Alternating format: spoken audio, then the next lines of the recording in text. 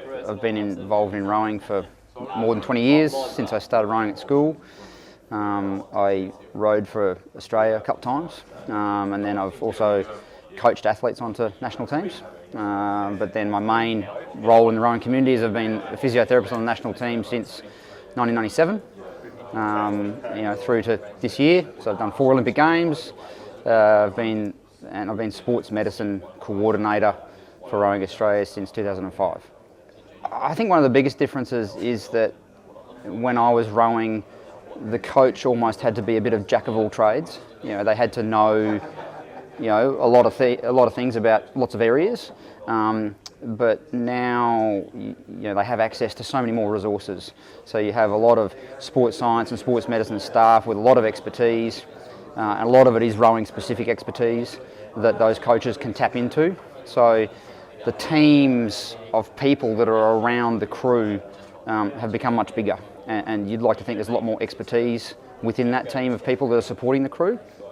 On the whole, I'd say that's a good thing. Sometimes it can be a bad thing because it almost becomes a little bit more unwieldy to control a bigger team of people, and then the coach still has to very much manage that information and work out what piece of information they want to use and what they won't use, and how to filter that through to the crew. But certainly I'd say that the whole thing's become more sophisticated, more scientific, but it's also become a lot bigger, in terms of just the number of people that are influencing the performance of a crew has become larger. Obviously I was heavily involved in the switch from stationary ergos to testing on sliders. The primary reason for changing wasn't necessarily driven by injury, but we were definitely hoping for a secondary benefit, that if we made a switch that we would maybe reduce some of the injuries. There's some quite good evidence that the time you spend on an ergo is linked to the rate of back pain. We made the switch after Beijing.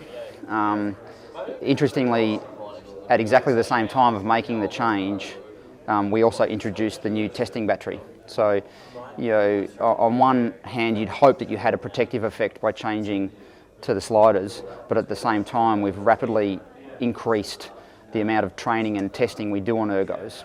So you potentially have the effect being washed out. So it's actually quite difficult to tease out the exact effect of changing to sliders. We have really good injury and illness statistics over the last 5 years, and what you can see is that injury rates in low backs went up in 2009, and they've gradually come down since. I can only really have a gut feeling, but I suppose I have some statistics behind it. My gut feeling is that if we'd done the amount of training and testing we did on stationary ergos, that the injury rates would probably be a little higher, but it's difficult to prove. We don't see overtraining. If you look at the classical medical definition of overtraining syndrome, we don't actually see that very often. But obviously, when you're training elite athletes, your job is to, the coach's job is to push those athletes right to the limit to try and get the maximum adaptation and benefit. I do think we have some crews and some athletes where you'd say maybe the training volume is a little excessive, and maybe the performance is not quite as good as it could be, but it's a really difficult thing to prove because performance is so multifaceted. There's so many things that go into producing a performance, and it's sometimes very difficult to tease out what did training do versus what did an injury do versus what did psychology do versus what did weather do. It's really difficult to tease all that apart. But certainly there's a very clear link between training volume and injury. Often in cases where we see an injury, you can go back and say, well, probably this person not necessarily did too much, but maybe they increased the volume too quickly, or intensity was introduced too quickly. So it's more about the rate of change than it is about the absolute volume that I spend a lot of time thinking about. I think that there's a very clear link between the effect of training and injury, but it's, particularly in conjunction with Tony Rice, we spend a lot of time thinking about how that load is applied rather than necessarily how big is that load.